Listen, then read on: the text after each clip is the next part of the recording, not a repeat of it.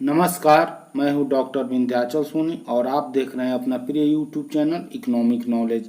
आज मैं आपके समक्ष पुनः एक बार अर्थशास्त्र विषय के महत्वपूर्ण प्रश्नों को संकलित करके उपस्थित हुआ हूं।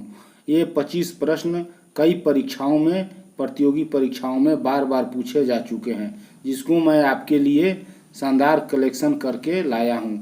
इसके पहले अगर आप मेरे यूट्यूब चैनल पर अगर नए हैं तो आप इकोनॉमिक नॉलेज यूट्यूब चैनल को जल्द से जल्द सब्सक्राइब कर लें, जिससे मेरा आगामी वीडियो भी आपको मिलता रहे। ये प्रश्न आपके लिए बहुत ही महत्वपूर्ण और उपयोगी साबित होने वाले हैं, अतः आप मेरे वीडियो पर अंत तक देखिए और स्किप न करें।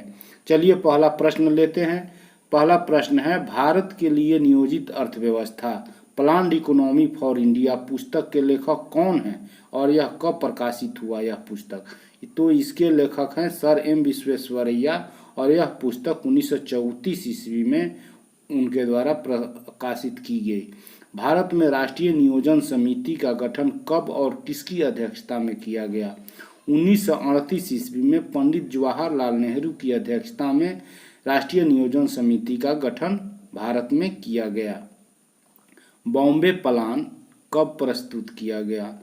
1944 ईस्वी में मुंबई के 8 प्रमुख उद्योगपतियों के द्वारा बॉम्बे प्लान प्रस्तुत किया गया। गांधीवादी योजना कब और किसके द्वारा प्रस्तुत किया गया? 1944 ईस्वी में श्री मन्ना रायण द्वारा गांधीवादी योजना को प्रस्तुत किया गया। जन योजना पीपुल्स प्लान कब और किसके द्वारा प्रस्तुत किया गया? 1945 ईस्वी में M.N. राय द्वारा जन योजना को प्रस्तुत किया गया। सर्वोदय योजना कब और किसके द्वारा प्रस्तुत किया गया? 1950 ईस्वी में जयप्रकाश नारायण द्वारा सर्वोदय योजना को प्रस्तुत किया गया। योजना आयोग का गठन कब किया गया?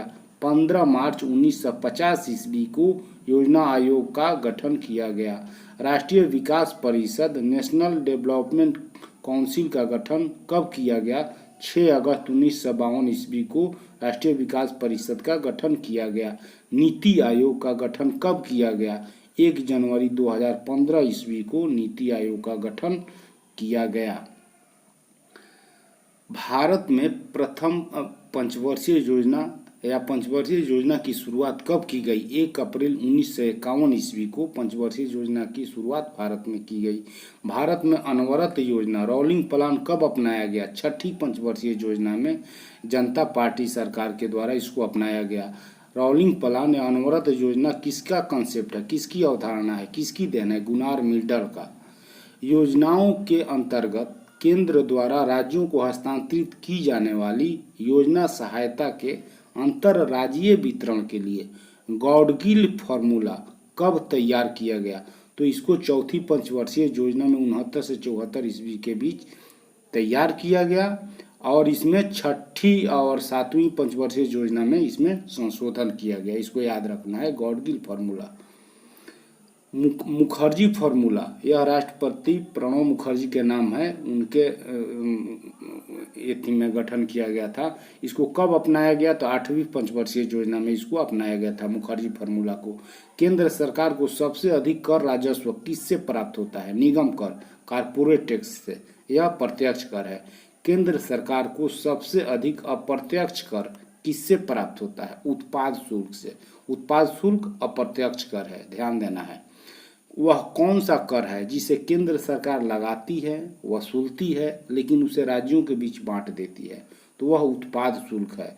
उत्पाद शुल्क को केंद्र सरकार लगाती है, वसूलती है और इससे जो राजस्व प्राप्त होता है उसको वह राज्यों के बीच बांट देती है। केंद्र सरकार को सर्वाधिक शुद्ध राजस्व की प्राप्ति किससे होती है? ध्यान देना है, यहाँ शुद्ध राजस्व पूछ रहा है, कुल राजस्व नहीं, शुद्ध राजस्व। तो यह सीमा शुल्क से प्राप्त होती है। यह एक प्रकार यह अप्रत्यक्ष कर है। केंद्र सरकार किस कर से प्राप्त राजस्व का बंटवारा राज्यों के बीच नहीं करता है? सीमा शुल्क से प्राप्त राजस्व का बंटवारा नहीं करता है। केंद्र और राज्यों के बीच विभाजनीय करों के राजस्व का विभाजन तथा राज्यों को केंद्रीय अनुदान की राशि का निर्धारण किसकी संस्तुतियों के आधार पर किया जाता है?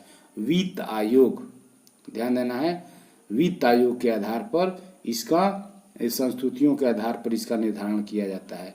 वित्त आयोग का गठन किस अनुच्छेद के तहत किया जाता है? तो यह अनुच्छेद 280 के तहत इसका गठन किया जाता है।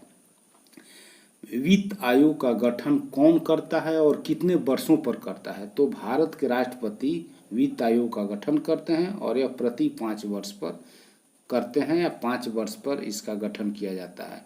कर ढांचे में सुधार के लिए सुझाव देने हेतु चेलैया समिति का गठन कब किया गया था?